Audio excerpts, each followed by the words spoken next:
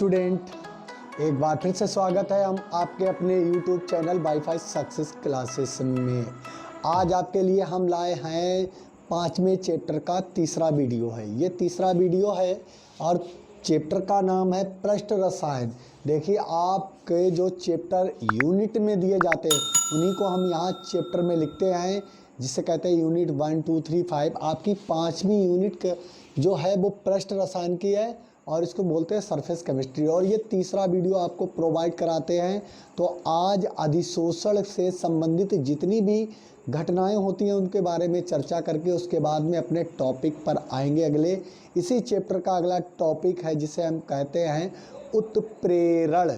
यानी कि उत्प्रेरक जो होते हैं वो बहुवचन में होते हैं, यानी बहुत से उत्प्रेरकों को हम एक साथ में बोलते हैं तो वो उत्प्रेरण कहलाते हैं, कैटालिसिस।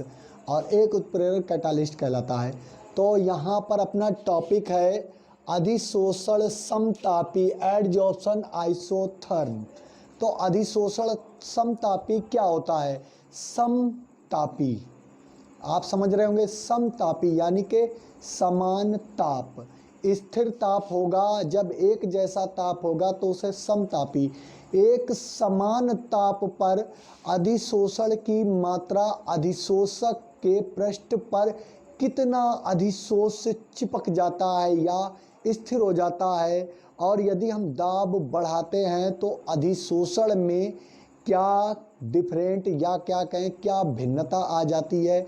अधिशोषण अधिक मात्रा में होता है या कम मात्रा में होता है, यह आपको बताएगा अधिशोषण समतापी। मोस्ट इम्पॉर्टेंट टॉपिक है, आपकी एनसीईआरटी बुक में इसके लिए बड़ी मान्यता दी गई है।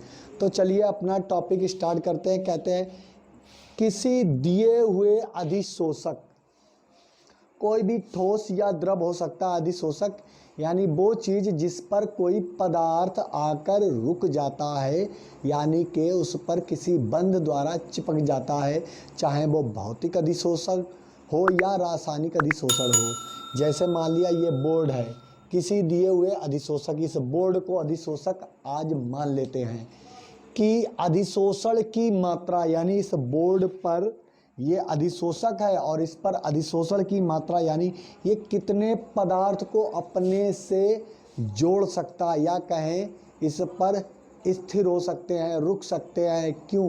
क्योंकि इनके बाहर वाले कण जो होते हैं उन पर हर दिशा में बल नहीं लग रहा होता है, तो इनका जो संतुलित बल होता है वो अस्थिर हो जाता है। आगे है अधिशोषण की मात्रा ताप तथा दाब, किस पर? ताप और दाब दोनों पर निर्भर होती है। जो अधिशोषण की मात्रा होती है वो ताप और दाब दोनों पर ही निर्भर होती है। आगे लिखा है स्थिर ताप पर किसी ठोस की सतह। अब ये ठोस की सतह, किसी ठोस की सतह, ये बोर्ड मान लेते हैं इस समय, ठोस की सतह पर किसी गैस का अधिशोषण।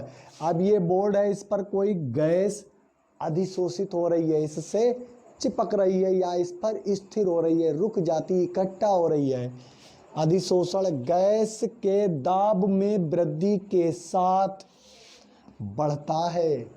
यदि इस पर कोई गैस स्थिर होने आ रही है, रुकने आ रही है, यदि हम उस पर दाब लगाएंगे, बाहर से प्रेशर लगाएंगे, तो अधिशोषण की मात्रा यानी कि 5 या जो दो या 4 कण इस पर रुक रहे हों तो उन कणों की संख्या में क्या हो जाएगी? वृद्धि हो जाएगी। तो इसमें वृद्धि होने लगती है। आगे इसी को कामा इन्वर्टेड कामा में अथवा में सोचते हैं, इसको एक शॉर्ट लाइन में समझाया गया है। कहते हैं नियत ताप पर, नियत मतलब होता है कि ताप घटे ना बढ़े, जिसे हम क्या कहते हैं? समतापी आइसोथर्म। तो समतापी का मतलब ही होता है कि समान ताप रहे, नियत रहे, स्थिर रहे। नियत ताप पर किसी गैस के दाब किसी अधिशोषक द्वारा अधिशोषित गैस की मात्रा के मध्य संबंध अधिशोषण समतापी कहलाता है। नियत ताप पर जब कोई अधिशोषक, कोई पात्र होगा, कोई ऐसा पात्र होगा जो ठोस होगा, उसमें अधिशोषण की जो मात्रा है, अधिशोषित गैस की मात्रा के मध्य संबंध क्या कहलाता है? अधिशोषण। किसके मंद संबंध है? देख लीजिए, गैस के दाब, यहाँ पर लिखा है, आप बात को समझिए, नियत ताप पर, बोल सकते हैं स्थिर ताप पर, यहाँ नियत की जगह स्थिर भी लिख सकते हैं आप। नियत ताप पर किसी गैस के दाब किसी अधिशोषक द्वारा अधिशोषित गैस की मात्रा, यानी दाब और अधिशोषित गैस की मात्रा 1 ग्राम, 2 ग्राम, 1 अणु, 2 अणु, कुछ भी हो सकते हैं। 1 ग्राम, 2, या बोले 1 ml, 2 ml, 5 ml, 20 ml, 100 ml gas की मात्रा और उस गैस के दाब के मध्य संबंध अधिशोषण समतापी कहलाता है। इसके संबंध में एक फ्रेंडलिक नामक वैज्ञानिक ने अधिशोषण से संबंधित एक नियम सुझाया और उसको ग्राफ आरेख के माध्यम से भी समझाया। आपको ग्राफ आरेख बनाकर भी बताएंगे। फ्रेंडलिक अधिशोषण समतापी कहते हैं। फ्रेंडलिक अधिशोषण स्थिर ताप, आप देख लिए ये नियत की जगह पर स्थिर लिख गया है, कोई बात नहीं, दोनों बातें एक ही है। या आप जैसे सूर्य होता है, सूर्य को सूरज कह दें, कोई दिक्कत नहीं, वो है तो एक ही बात। और सूर्य को अंशु कह दें तब भी वो एक ही बात होता है। ऐसी यहाँ पर नियत और स्थिर बात एक ही होती है। स्थिर ताप पर अधिशोषक यानी कोई ठोस पदार्थ के प्रति इकाई, यानी के प्रति यूनिट, वो छोटी सी इकाई, छोटा सा पदार्थ का कण, इकाई द्रव्यमान, वही इकाई द्रव्यमान जो छोटा सा कण है, प्रति इकाई द्रव्यमान द्वारा अधिशोषित गैस की मात्रा, क्या चीज? अधिशोषित गैस की मात्रा, चाहे वो 5 ग्राम हो, 10 ग्राम हो, 50 ग्राम हो, 100 ग्राम हो या 5 ml हो, क्योंकि गैस गैसीय और द्रवीय दोनों अवस्था में पाई जाती है। तो मात्रा तथा दाब, और उसका गैस का दाब कितना है, उसके मध्य संबंध फ्रेंडलिक अधिशोषण समतापी कहलाता है। तो उन्होंने एक ये नियम दे रखा है, ये लिखा है x/m के इंटू पी की घातें n/1, घात कितनी है? n/1, जिसे हम पावर कहते हैं। तो x का मतलब होता है जहां अधिशोषित गैस की मात्रा, x मतलब होता है, ऊपर से रफ करके हम यहाँ पर हर बात के बारे में लिख देते हैं।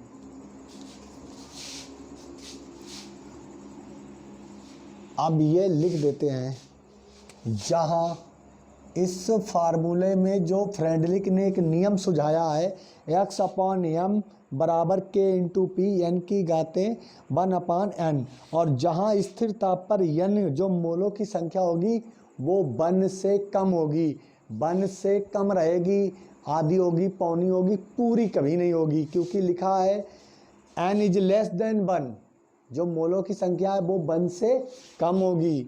तो जहां x बराबर अधिशोषित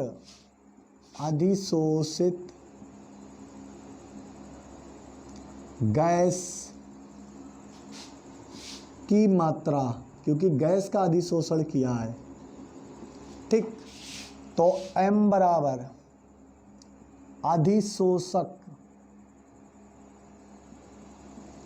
अधिशोषक यानी कि हम मान लेते हैं बोर्ड, और ये इंक जो लग रही है वो अधिशोषित हो रही है। इंक को हम गैस मान लें जो लिखा जा रहा है, तो इसे हम क्या बोलेंगे? अधिशोष। और यहाँ पर जो अधिशोषक है वो बोर्ड है, तो ये अधिशोषक का द्रव्यमान। P बराबर गैस का दाब, और K बराबर N बराबर स्थिर ताप पर नियतांक, वो भी फ्रेंडलिक के नियतांक होंगे। अब इसको हम रफ करके आपको बताते हैं कि x बराबर क्या होगा। पहले हम इन दो पक्षों का लॉग ले लेते हैं। अब यहाँ पर करते हैं क्या, लॉग लेते हैं।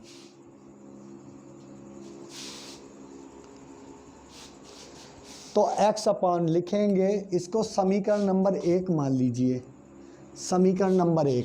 तो यहाँ पर आप बात लिखिए, समीकरण 1 के दोनों पक्षों का लॉग लेने पर, तो ये समीकरण किस रूप में बदल जाएगा आप देखिए। हम लॉग लेंगे तो ये हो जाएगा लॉग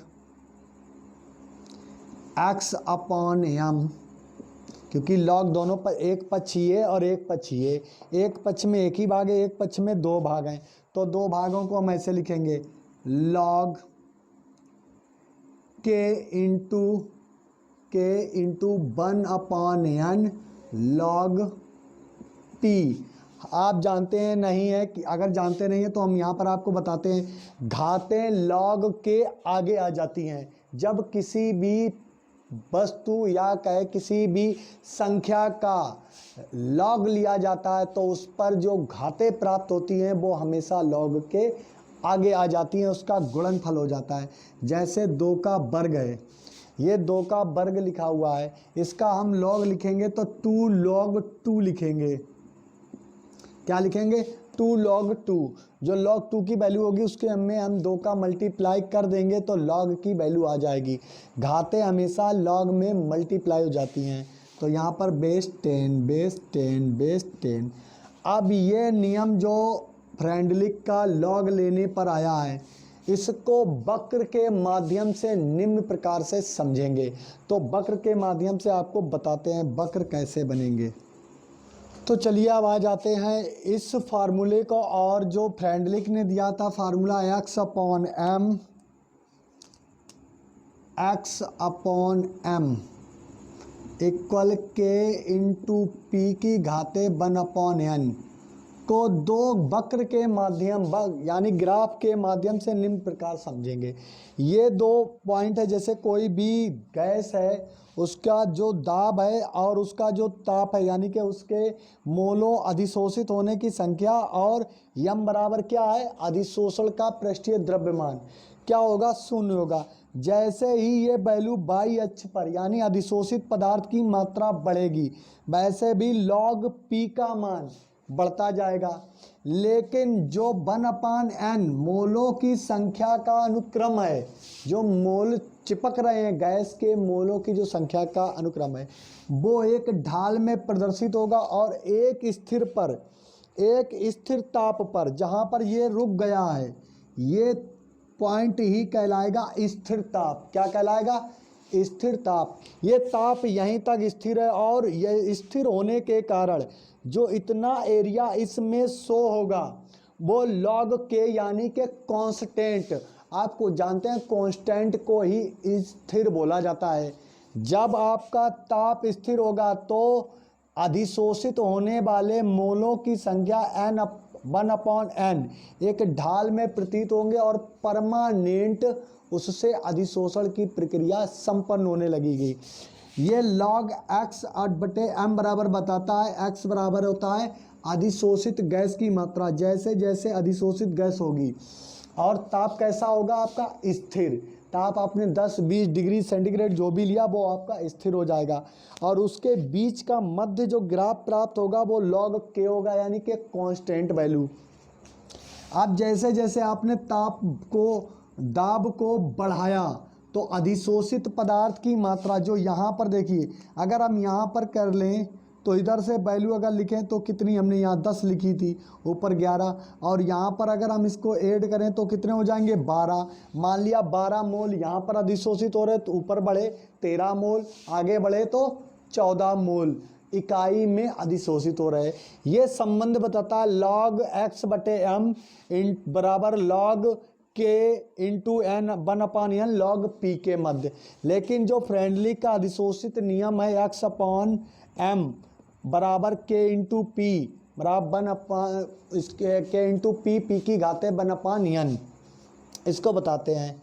क्या होता है? जैसे जब तापमान 0 हो, कि क्या हो? तापमान 0 हो, तब क्या होगा, एक ऐसी स्थिति आएगी कि जो पदार्थ अधिशोषित होने की मात्रा है वो उतनी ही रहेगी, लेकिन जब गैस पर दाब बढ़ता जाएगा, जैसे जैसे गैस का दाब बढ़ेगा यानी कि संतृप्त दाब हो जाएगा, एक ऐसी स्थिति आएगी जब दाब संतृप्त हो जाएगा। ये क्या है, ये जो नीचे की वैल्यू लिखी है ये लिखा है x बराबर x/m k/p, यानी कि जब निम्न दाब हो और ताप कैसा होगा, स्थिर, तो वक्र उठने लगेगा। यानी कि ये जो एरिया बता रहा है, ये वक्र बता रहा है कि गैस ठोस के पृष्ठ पर कितनी अधिशोषित हो रही है। ये वक्र यहाँ पर 0 थी, जैसे जैसे दाब बढ़ता गया, दाब को इधर बढ़ा रहे हैं और अधिशोषित होने वाले पदार्थ, और ये वक्र की यहाँ पर जैसे वैल्यू लिखी जाएंगी ऐसे, ये सीधा सीधा बनाया गया है। जैसे यहाँ पर 10 मोल 20 मोल 30 मोल 40 मोल 50 मोल 60 मोल ऐसे लिखे जाएं।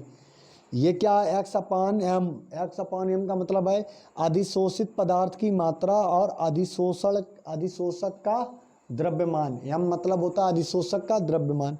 अब जैसे जैसे हम दाब बढ़ाएंगे वैसे ही अधिशोषण की मात्रा बढ़ती जाएगी। इसीलिए बताया फ्रेंडलिक ने, किसी ठोस पदार्थ पर किसी गैस के अधिशोषण की मात्रा उसके दाब के मध्य में संबंध, फ्रेंडलिक का समतापी, क्योंकि स्थिर ताप पर जब ताप कैसा स्थिर हो, स्थिर ताप पर किसी गैस के अधिशोषण की मात्रा किसी ठोस पृष्ठ पर अधिशोषित होने में जो संबंध प्रदर्शित होता है वो कहलाता है अधिशोषण समतापी। और जिसको डिस्क्राइब किसने किया था या जिसको प्रस्तावित किसने किया था, फ्रेंडलिक नामक वैज्ञानिक ने। आप देखिए हम दाब को बढ़ा रहे हैं वैसे अधिशोषण की संख्या बढ़ती जा रही है। जैसे हम यहाँ पर लिख रहे हैं x/m, जब दाब कम था तो x/m यानी कि p की घाते 1, कोई भी ज़्यादा दाब नहीं। जैसे दाब बढ़ाया, उच्च दाब हुआ तो x/m p की घाते कितनी हो गई, 1/n। आगे जब दाब स्थिर हो गया यानी कि एक ऐसी स्थिति आ गई उससे ज़्यादा दाब हो नहीं सकता। ये जो वैल्यू डॉटेड में लिखी गई है जैसे ये, इसका मतलब है कांस्टेंट, मतलब C संतृप्त। अब दाब इससे अधिक नहीं हो सकता, तो उस समय P की घातें कितनी होंगी, 0, यानी कि वाष्प दाब हो जाएगा 0। अब अधिशोषित पदार्थ की मात्रा x/m और दाब में जो संबंध है वो फ्रेंडलिक का समतापी अधिशोषण कहलाता है। हमें यकीन है कि आप इस ग्राफ के माध्यम से समझ गए होंगे। हम इस बात को एक बार फिर रिपीट करते हैं। जैसे ये 0 वैल्यू है, अगर यहाँ पर 10 20 30 40 50 60 70 80 90 100 करके लिखी जाए, और वो भी वैल्यू क्या होगी, किसी गैस के अधिशोषण की मात्रा, और यम का मतलब होता है पदार्थ का द्रव्यमान। दाब हम बढ़ाते चले गए तो अधिशोषण का मात्रा भी बढ़ती चली जाती है। निम्न ताप पर क्या होगा, निम्न दाब पर अधिशोषण क्या होगा, x/m k/p, क्योंकि प्रेशर निम्न है, उस समय दाब निम्न है। और जैसे जैसे दाब बढ़ेगा वैसे ही जो मोलों की संख्या है वो बढ़ जाएगी। दाब कितने हैं तो 1/n होगा और n की वैल्यू 1 मोल से कम होगी। अब दाब इतना हो गया कि एक लिमिट पर, और वो परमानेंट बना रहेगा, कभी घटेगा बढ़े नहीं का, तो वो कांस्टेंट हो जाए। उस समय P की वैल्यू 0 हो जाती है, और जिसकी वैल्यू 0 हो जाती है उसका मान सदैव क्या होता है, 1 होता है। तो यहाँ पर ये वैल्यू क्या हो जाएगी, 0। और x/m पदार्थ अपनी इच्छा के अनुसार, या कहें गैस अपनी इच्छा के अनुसार अधिशोषित होती रहेगी। तो अब इसमें आ जाता है फ्रेंडलिक अधिशोषण का नियम, ये पूरा हो गया। अब आ जाता है आपका टॉपिक अधिशोषण के अनुप्रयोग। अधिशोषण क्यों जरूरी है, तो अब आपको कराते हैं आपका लास्ट, इसके बाद उत्प्रेरक शुरू होगा। इस वीडियो में आपका ये अधिशोषण समाप्त हो जाएगा। इसको आप रख कर देते हैं और हेडिंग डालते हैं अधिशोषण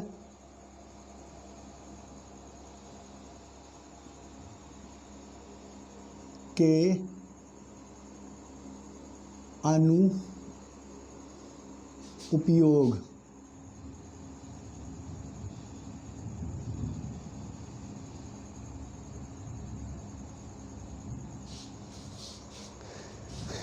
अनुप्रयोग होता है, अनुपयोग नहीं, सॉरी, अधिशोषण के अनुप्रयोग। तो आप बताएंगे अधिशोषण के अनुप्रयोग किस किस बातों में अधिशोषण का उपयोग किया जाता है, तो अधिशोषण के अनुप्रयोग करेंगे। तो बने हैं अब अधिशोषण के अनुप्रयोग। इन निम्न चीज़ों में अधिशोषण, वैसे बहुत सी चीज़ें ऐसी होती हैं जिनमें अधिशोषण क्रिया का उपयोग किया जाता है, कहते हैं अनुप्रयोग किया जाता है। कुछ चीज़ें तो आपके समझ में आ रही होंगी और कुछ बातें आपके यहाँ पर जो लिखी गई है इनमें से समझ में नहीं आ रही हो। पहला है निर्वात प्राप्त करने में, निर्वात नहीं जानते वो भी आपको बताएं। गैस मार्क्स में ये भी बताएंगे। विषमांगी उत्प्रेरक में।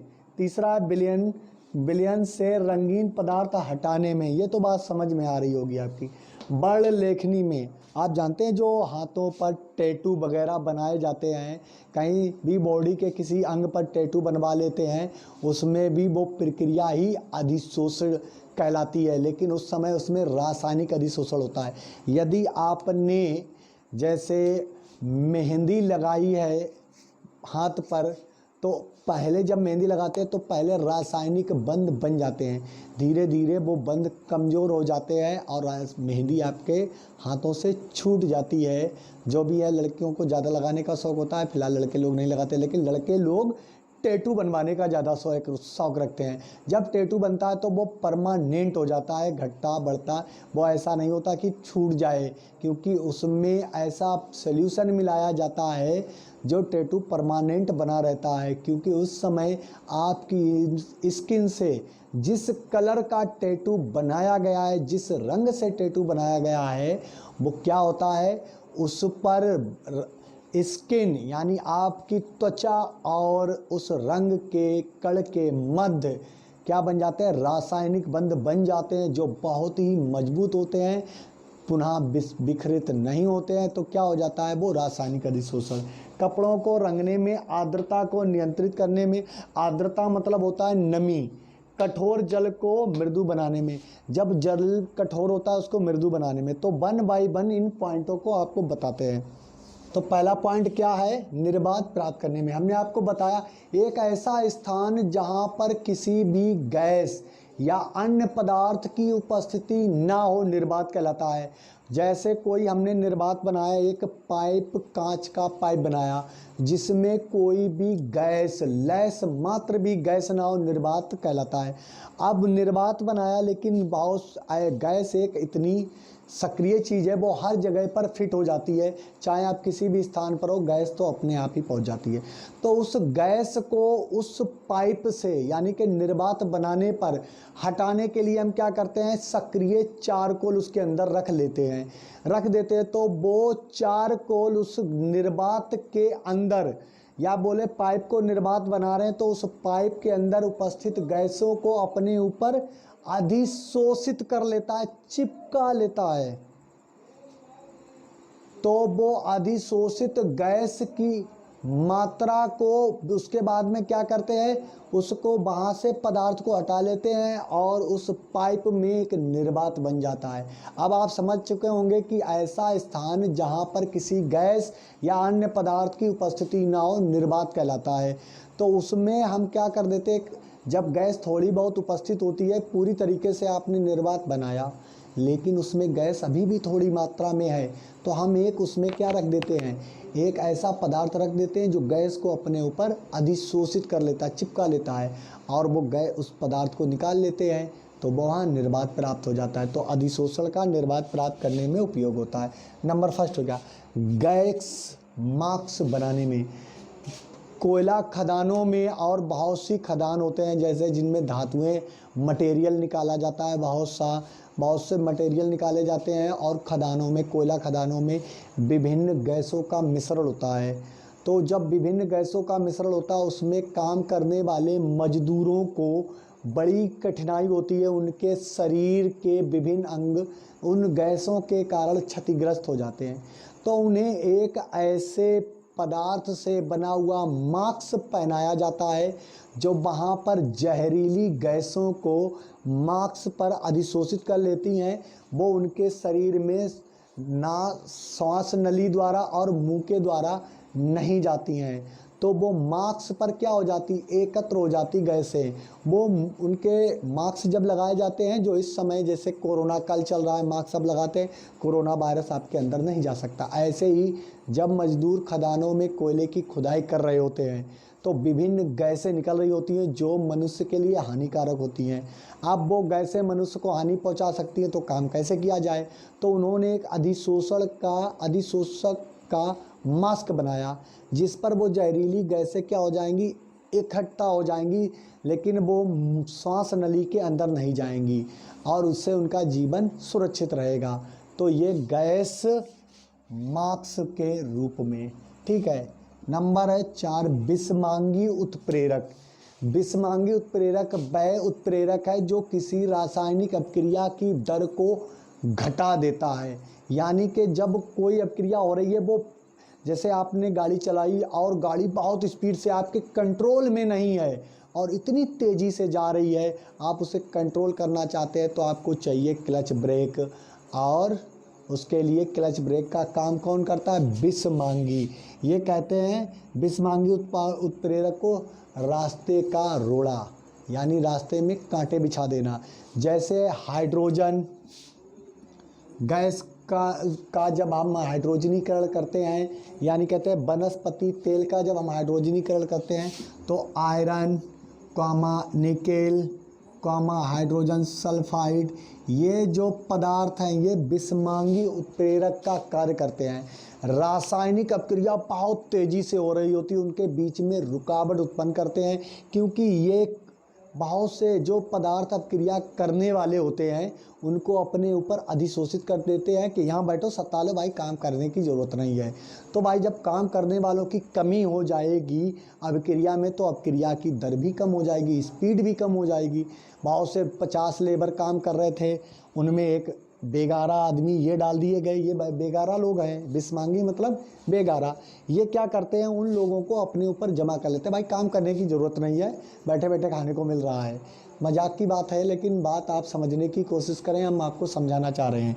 तो ये आयरन क्या है? बेगारा है। जो काम करने वाले अभिकारक के अणु होते हैं उनके बीच में ये क्या कहलाता है, दोस्ती करके अपने पास बिठा लेता है, अपने ऊपर अधिशोषित कर लेता है और अभिक्रिया की दर कमज़ोर पड़ जाती है। तो अभिक्रिया उतनी स्पीड से नहीं हो पाती है जितनी स्पीड से हो रही है। होती हुई अभिक्रिया में ये डाले जाते हैं। तो ये क्या कहलाता है? विषमांगी उत्प्रेरक। तो इनके उपयोग तब भी किए जाते हैं जब गैस अधिक मात्रा में बन जाए और सिलेंडर फटने का डर हो। अगला आ जाता है बिलियनों से रंगीन पदार्थ हटाने में। आपको हम ये बात पहले भी बता चुके हैं कि आप जानते हैं जब गन्ने का रस पेर कर निकाला जाता है मशीनों से तो उसका रंग कैसा होता है? उसका भूरा और लाल रंग होता है। उसमें प्रोटीन और बहुत से कार्बनिक पदार्थ पाए जाते हैं जिनसे उस पदार्थ या बताएं विलयन को खराब होने के चांस होते हैं।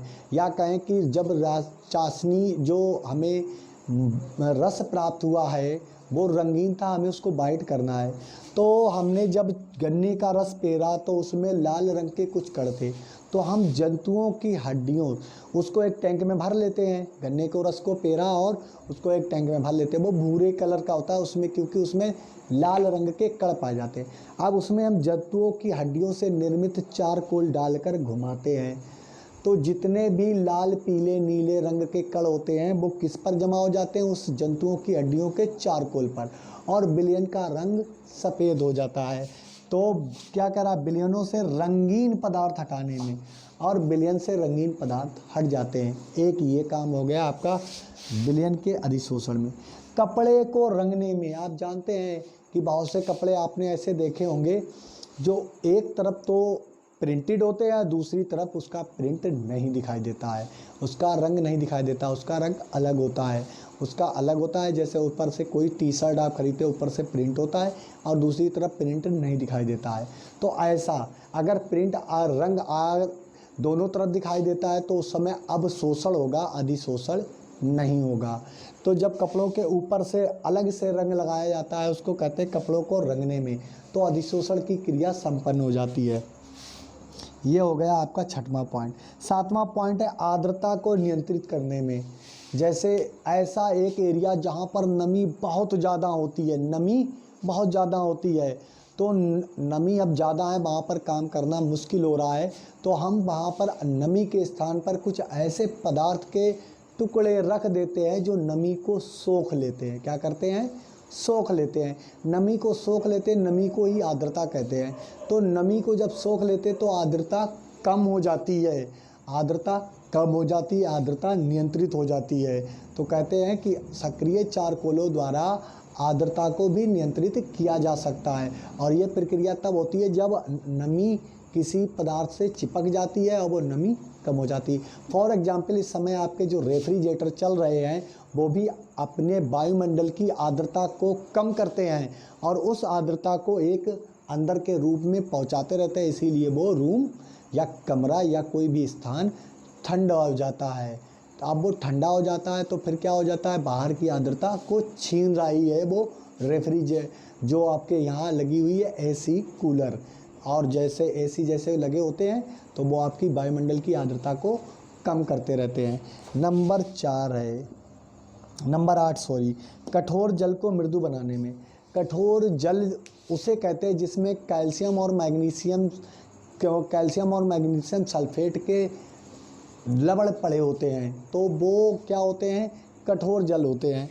उनसे हमें उसको मृदु बनाना होता है, तो हम बहुत से सक्रिय चारकोल ऐसे होते हैं, जैसे हम ब्लीचिंग पाउडर डाल दें तो क्या होता है, ब्लीचिंग पाउडर ऐसे मैग्नीज और कैल्शियम के लवणों को अपने ऊपर अधिशोषित कर लेते हैं और जल मृदु हो जाता है, पीने योग्य हो जाता है। कठोर जल को हम पी नहीं सकते हैं। तो ये आपके पॉइंट थे अधिशोषण के अनुप्रयोग में, जो हम बातें बता रहे थे आपको, यही आपको इनके प्रयोग के आगे लिखनी है, तो लिख दीजिए, नहीं पढ़ना इतने काम में ही चल जाएगा। तो आज के लिए इतना ही रखते हैं। यदि हमारे वीडियो आपको पसंद आते हैं तो आप लाइक कर दिया करें, और जो हमारे चैनल से नए सब्सक्रिप्शन जुड़ रहे हैं उनसे ये हमारा कहना है कि वो बेल आइकन को प्रेस कर लें, ताकि आपको नए आने वाले वीडियो का नोटिफिकेशन पहले से ही प्राप्त हो जाएगा। क्योंकि अब हम वीडियो को इस प्रकार से आपके लिए प्रोवाइड कराते हैं कि वीडियो की कंडीशन आपको पहले से ही पता चल जाती है। तो यदि हमारा ये वीडियो आपको पसंद आता है तो वीडियो को लाइक करें और शेयर भी करें, और मिलते हैं अगले टॉपिक उत्प्रेरक, और जिसे ज़्यादा मात्रा में कहते हैं उत्प्रेरण। जब तक के लिए धन्यवाद।